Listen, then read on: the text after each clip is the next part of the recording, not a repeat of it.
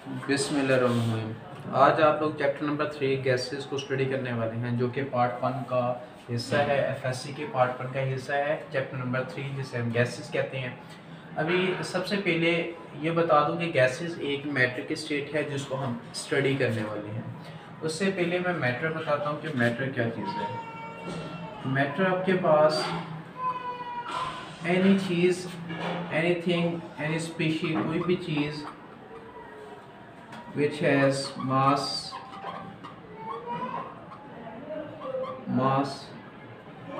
and occupies volume। मतलब कोई भी चीज़ जिसके अंदर ये दो प्रॉपर्टीज मिलेंगी, मास मिलेगा और ऑक्यूपाइज वॉल्यूम मिलेगा, उस चीज़ को हम नाम दे देंगे, वो क्या है? मैटर है, सिंपल वर्ड में। जैसे कि मार्कर वॉल्यूम भी है, समथिंग लाइक मास भी है, that will be a matter, वो मैटर होगा। ठीक है, अभी हम पढ़ते हैं कि मैटर की टोटल कितनी टाइप्स है। मैटर की अगर टाइप्स की बात की जाए, मैटर के स्टेट्स की बात की जाए, तो मैटर की 4 स्टेट्स देखने को मिलती है। 4 स्टेट्स मैटर की देखने को मिलेंगी। सबसे पहली स्टेट की अगर बात करें तो वो है गैसेस। गैसेस के बाद सेकेंड जो स्टेट है वो है लिक्विड, और लिक्विड के बाद थर्ड जो स्टेट है वो है सॉलिड, एंड फोर्थ स्टेट वो है प्लाज्मा। असल में आप लोगों को आपको मैट्रिक में पढ़ाया गया है कि मैट्रिक की 3 स्टेट्स हैं। मैट्रिक कितनी स्टेट्स हैं? 3 स्टेट्स हैं। वो कौन कौन सी बताई गई हैं? गैस भी बताई गई है, लिक्विड भी बताया गया, सॉलिड भी बताया गया। लेकिन इन तीनों के अलावा एक चौथी टाइप भी है जो कि आपको एफएससी में पढ़ाई जाएगी, न्यू जो है प्लाज्मा के पास। अब ये जो प्लाज्मा टाइप है ये असल में गैसेस में से ड्राइव की गई है, गैसेस में से ड्राइव हुई है। इसलिए आप लोगों को यहाँ पे जो गैसेस के चैप्टर नंबर 3 में स्टडी करवाया जाएगा, वहाँ पर आपको प्लाज्मा भी लास्ट पे स्टडी करवाया जाएगा। ठीक है, इसमें सबसे फिर हम बात कर लेते हैं कि मोस्ट प्रोमिनेंट कौन सी चीज़ मिलने वाली है।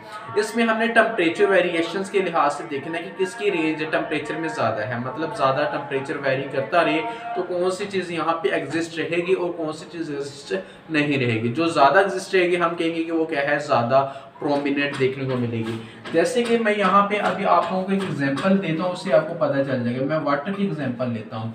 अगर वाटर की एग्जांपल ली जाए तो मैं यहाँ पे स्केल्स बना लेता हूँ टेम्परेचर के लिहाज से। ये टेम्परेचर का 0 स्केल है, ठीक है, ये 0 डिग्री सेल्सियस है। अभी आपको पता है कि एक वाटर जो है 0 डिग्री सेल्सियस के ऊपर आधा लिक्विड होता है, आधा क्या होता है? आइस होता है। आधा लिक्विड और आधा आइस। अगर वो 0 से बिलो जाता है तो वो सारा का सारा सॉलिड में चला जाएगा। मतलब जितना मर्जी कम टेम्परेचर हो जाए वो किस में चेंज हो जाएगा? सारा का सारा सॉलिड में चेंज हो जाएगा। लेकिन अगर 0 से थोड़ा सा भी अबव चला गया, मीन्स यहाँ पे 1 डिग्री हो गया, 2 डिग्री हो गया, 3 डिग्री हो गया, तो किस में चेंज हो जाएगा? लिक्विड में चेंज हो जाएगा। और लिक्विड की क्या चीज़ है? लिक्विड की प्रॉपर्टी जो ऑल टेम्परेचर्स के ऊपर इवेपोरेट होता है। जब यहाँ पे वो 0 से अबव जाएगा, 1 डिग्री पे भी चला गया, 2 पे चला गया, 3 पे चला गया, 4 डिग्री पे भी चला गया, तो क्या होना है? उसके मॉलिक्यूल्स ने आहिस्ता आहिस्ता इवेपोरेट होना है, और इवेपोरेट होने के बाद किस में चेंज होते जाना है?